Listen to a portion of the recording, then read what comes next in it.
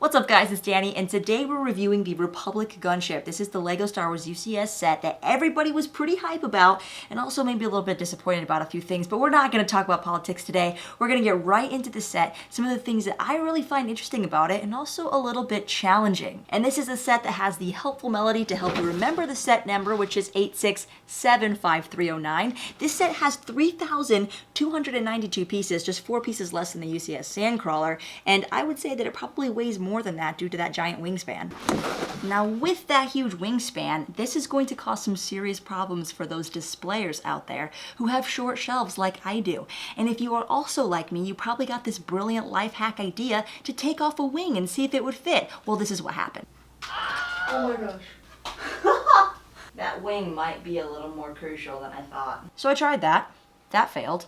And if you don't want to be a failure, then make sure you smash that like button and subscribe if you haven't already for more LEGO Star Wars build and reviews, news, and shopping hauls. Now this is an 18 plus set, so it does range on the more expert difficulty level. Build time is probably about 9 hours. I was doing it on stream, so you never really know how long it took me. And if a smaller child was to try to put the set together, the actual overall weight of the set might be the most challenging part. So let's take a look at the instruction manual, and there are quite a few photos in the beginning here that kind of give you the introductory and explanation of what the ship is and where we see it first, which of course the Battle of Geonosis.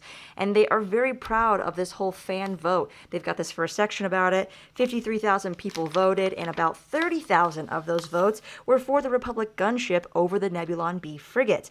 It also points out that there are only 3 Star Wars prequel UCS sets, which is the Darth Maul bust and the Obi-Wan Jedi Starfighter, which is a little lacking in pieces. Also, that Darth Maul bust is extremely expensive now, and it's not really one that I want to pick up due to the way that it looks terrifying. But putting that aside, this is the poster child for all of the new Star Wars prequel sets, as it is massive with a 30-inch wingspan. It's about 27 inches long and probably weighs as much as a Sandcrawler in real life. This 2-page spread here gives you a nice layout and view of Geonosis, which is the first place that we actually see one of these low-altitude assault transports in action. And who do we have writing on it but Master Yoda? That's right, not Mace Windu. He actually appears with another group of Jedi, and it actually points that out right down here in the text. So I think it's kind of ironic that they didn't kind of think to include Yoda instead of Mace Windu, but actually a better point would be, why didn't they do 2 pilots? As you can so perfectly see right here in these nice blueprints. I love this 2-page spread, by the way, as it gets into some of the more specifics of what the ship actually does. There are 2 pilots because there are 2 cockpits. There's 1 cockpit in the UCS A-Wing, and there's 1 pilot, so I felt like they should have followed the same suit here, but that may have been muddled along in the politics of the fan vote. Politics aside, this gunship is pretty neat. It even has carbon scoring on the ends of the missiles and can carry up to 30 troops in the troop bay. Also, these here on the wings are actually automatic guns, whereas these are the manned hamster ball guns, as I like to call them, or bubble turrets. Then getting into some of the design details, they point out that this is an extremely heavy ship, so they had to really be careful about how they did the structural integrity on the inside, getting a lot of Technic and beam support without it showing, because this entire section is open. This is the only section that's closed, and these are the largest moving pieces that they've ever created, which are these moving bay doors. Also, there are a ton of printed pieces in this set, 10 actually, so you're getting 8 of these 8x8 ball turrets, as well as 2 of these massive canopy pieces. So that is a record for the number of printed pieces that are unique like this in a given set. Then lastly, we get to this very interesting page that they decided to drop in. I mean, it didn't really have to be in here because it doesn't talk about the gunship. It talks about the origin of the clone troopers, which of course come from Kamino, from the donor Jango Fett, and talks a little bit more about that. But then it shows this little picture right here, which I find to be so interesting, because this is all of the troops at the end of the movie getting loaded up into the Venator-class Star Destroyers. So could this be a hint at what UCS set they could possibly be making next? I hope it is. Let me know in the comments below what you think. Otherwise, we just have a couple of bags here, kind of separated into 4. So there's 4 sections of 4 bags, with the 17th bag being the stand. And now let's get into the actual gunship. So really no surprises here. This set is absolutely massive and so big that you have to pick it up with 2 hands. Works pretty well if you just kind of support the front and the back. And the stand is amazing. The fact that there is an open bay in the middle actually allows you to see the points at which the stand actually comes through the bottom. And it is also white so that it blends in nicely with the floor.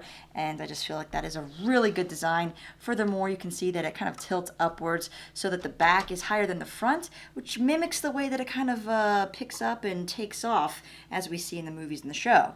And despite being a display set, you'll notice that there are a couple of moving components. First with these massive bay doors, which open on both sides, just enough to allow the rest of the backside here to be kind of accessible. Not that you're going to be loading any minifigures in and out of here, because this is definitely not minifigure scale. But then you'll also notice that there are moving bubble turrets that can actually tuck all the way in, and you could actually close the bay doors over if you were trying to maybe save some space or just didn't want them showing. The other moving component are these missile firing rockets right here. These are actually the conveyor belts that would load into these large missiles and come out the front, which so aptly have the carbon scoring on the front, which just really makes it look that much more authentic. And these rocket launchers are absolutely huge. On to some of those pieces that they brag so much about. These canopies do pop off, and you're able to access these cool chairs underneath. Again, not minifigure scale, but this is what it would look like if you were to put a minifigure inside. Yeah, hair's been flying even since the Clone Wars. Putting these cockpit pieces back on is pretty simple, as they just connect to a couple of studs on each side. And that leads us to kind of the one flaw of this set, which is this little gap in the front right here. And it's so smooth everywhere else. It kind of just makes you wonder if your plates are starting to warp. But if you push it down, you can see this gap right here goes away. But then it kind of pops up the top right here as you do that. So it is very flush along the side. You would think that it would just, close a little bit more. Now, in addition to the cockpit pieces, we also have some stickers on this set.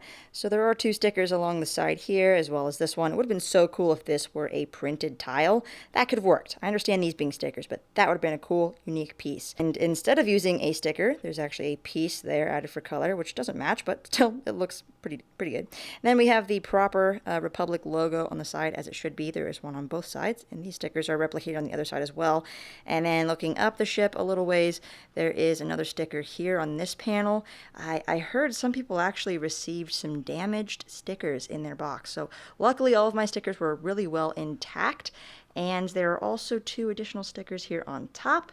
There's another one on the wing over here, and that same pattern repeats on the other side. And now as for the interiors, there is a very large troop bay, which can fit 30 soldiers. Actually, I'm not sure. I'm sure you could fit 30 minifigures because it's not minifigure scale.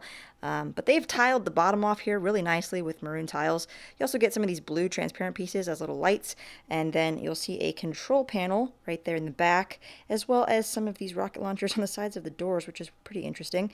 And then there are the handrails hanging from above, which actually sizes perfectly with the Black Series action figure. So if you wanted a Phase 2 Commander Cody, you could go pick one of those up and put them in here, just like Republic Studs did. You also get a small interior section on this side, which does look pretty well. They've put some grates on the sides, and they have even left the front open, so it looks like it could potentially lead into a cockpit, so that the pilots that you don't get could go up there from that entry point.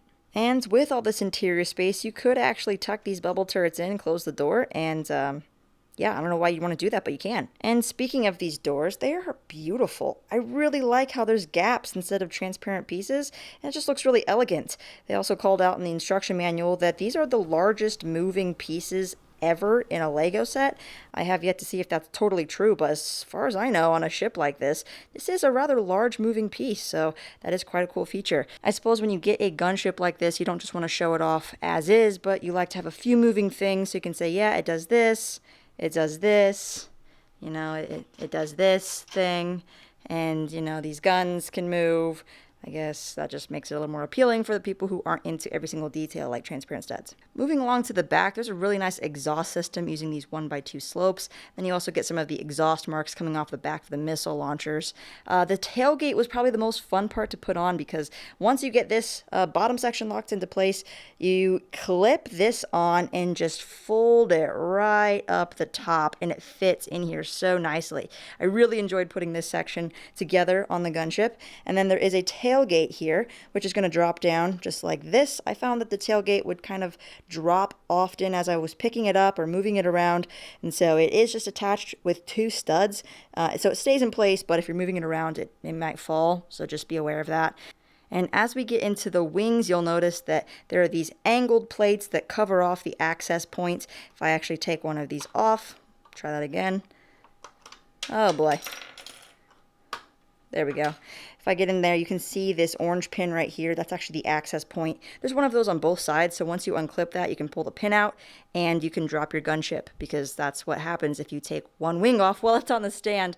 The wings are very heavy and they counterbalance each other, so if you're planning to take the wings off, make sure it's not on the stand and that you're kind of holding on to the ship, because these are very, very heavy. As you can see, they're just stacked with plates and pieces, and that weight adds up very quickly. You've got 2 of these white covers on the back, and then you've got the 2 maroon ones on the front. So it does give a really nice kind of angle that's like leading into the body of the ship, so it looks like they're attached by more than just an axle or a pin, and yet it still remains skinny right here, and just the whole shaping of it just looks so good, doesn't it? Finishing out the wing design, this is a thicker section, so this part does slope down, so there's quite a bit to the wings other than just the plates. And then these bubble turrets here on the ends, these are the actual automatic guns, and they don't really open on top, but they do come off the bottom just like this, so I don't know why you'd need to open those, but you can. As for the manned guns, these are a little bit more, I don't know, fragile. Not only do they come apart easily from the connection point here, but if you try to open this top part, it will probably pop off, and then again, if you try to open the bottom one, it does work better. And I do like this color for the seat. They did the same thing on the A-wing, using this tan color to kind of make it look like, I don't know, like leather.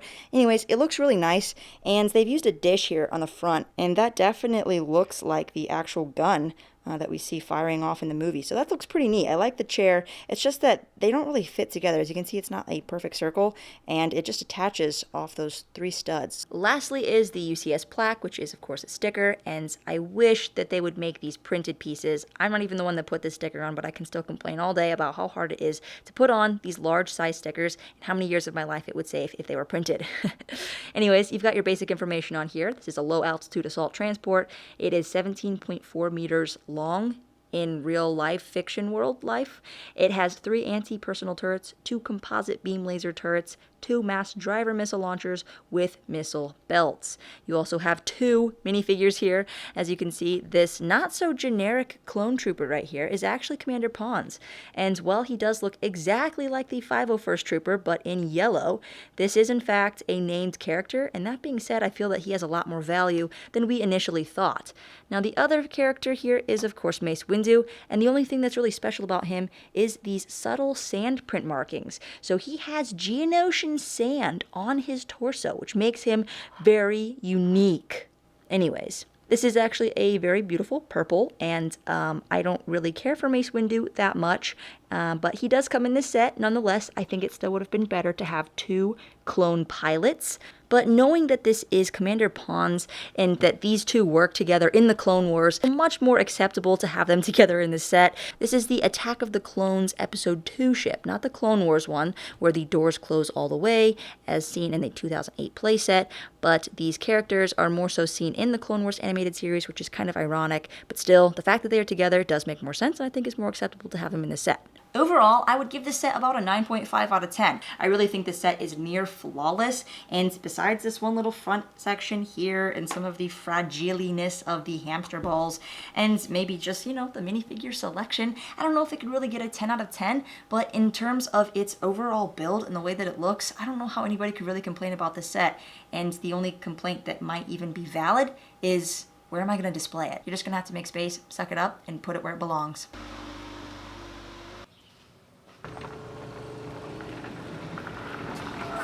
But like, seriously, let me know in the comments below where you guys decide to display this, because like, my car's getting jealous. This is the UCS Imperial Star Destroyer. That is the gunship.